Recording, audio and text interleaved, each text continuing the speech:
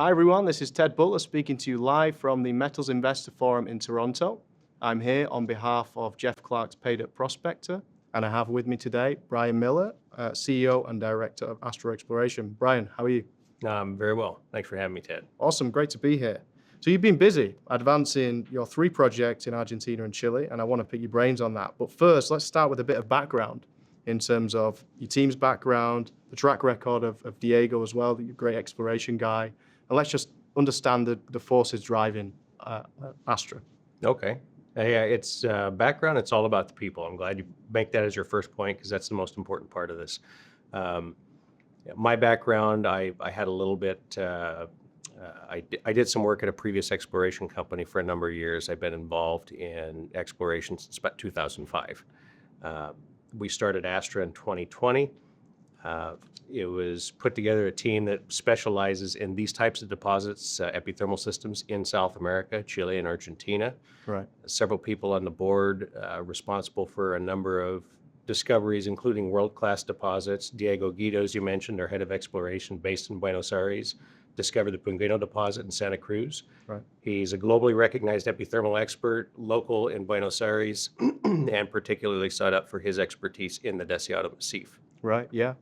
And specifically, your flagship is La Manchuria in Santa Cruz province of Argentina. Mm-hmm. And you've obviously had some pretty great achievements over the last 12 to 8 months there in terms of drill results.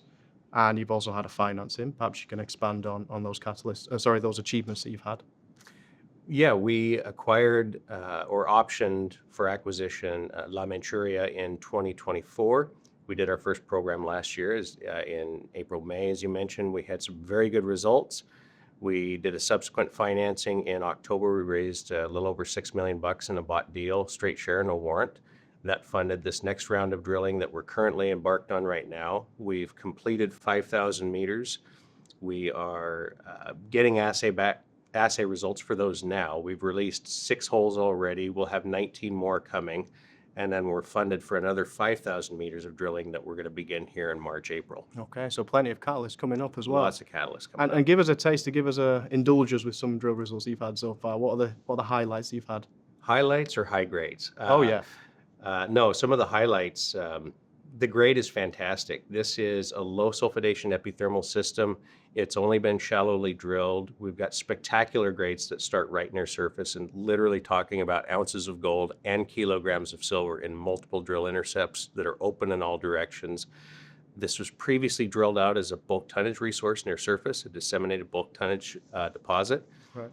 It was thought to be constrained at depth by a different rock unit. We've actually drilled through those rocks. We were the first ones to drill through them, and they're quite thin in some places, only narrow sills, and we're right back into the good host rock beneath that hosts good high grade.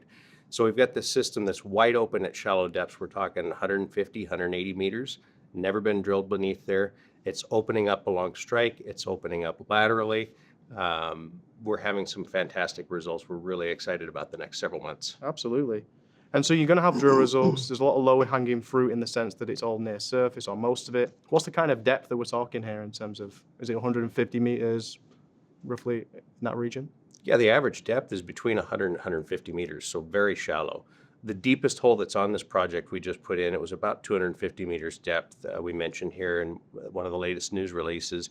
We're waiting on assays for those, but we intersected vein at those depths, and this is still very, very shallow vertical depth and still very shallow in the system. Right. And I also understand you've got some geophysical studies going on as well. Perhaps you can speak to what you're trying to achieve there with that. This deposit, it only outcrops in one small area in the entire project, which is part of the reason it's still there. So one of the challenges here is the volcanic cover, which is typical for this part of the region. The volcanic cover conceals the system, and it's problematic in that regard, but it's not very thick as far as being able to drill through or explore through. So Diego put together a geophysical survey here several months back that we used with this first 5,000 meters of drilling that actually worked very well for targeting the mineralized veins beneath that thin cover. Right. And so we have the crews mobilizing in the field right now to expand that survey ahead of the next round of drilling. Okay. And when do we expect to have those results from that geophysical? I'm going to guess 30 days, hopefully. Okay. Okay. So we should have those ahead of the time that we start drilling. Okay. So there's going to be the that next and the phase. drill results coming in as well. So a nice period of catalyst for you coming up. I do want to speak briefly as well about Argentina more broadly. And I know you've got obviously your two projects in Chile, and I want to talk about those as well. But tell me a bit more about Santa Cruz, because obviously people think Argentina, Salta usually steals the headlines. You're talking, the The help me out. Vicuña The district. Vicuña district in general, all the way up the Andes, is the main area when people think about Argentina. But tell me more about Santa Cruz and why that is the area for you that is a good area for exploration. Well, first of all, Argentina is a terrific place to make a discovery. It's, as you mentioned, the Vicuña district is San Juan province, that's what I was thinking. San Juan. Yeah, Okay. yeah. They've got some world-class areas. In the Santa Cruz province where we're located, there's a region known as the Deseado Massif. Right. And it's an area that's perhaps the most well-endowed place in the world for epithermal gold silver. Right. It really is spectacular. There's several past producing mines as well as currently producing mines. Some of those are world-class deposits. To name a couple, Cerro Negro just to the north, 150 kilometers. Cerro Vanguardia to the east, about 100 kilometers. Both of those total known endowments over 10 million gold equivalent ounces. They're absolutely spectacular deposits. And Diego knows this region as well as anybody.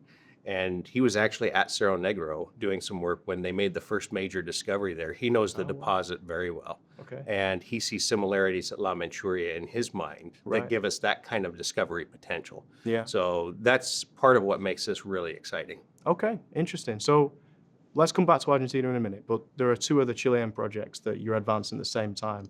Give us a bit of a, elevator pitch of those two, because they're obviously not your priority, but they're still high potential, right?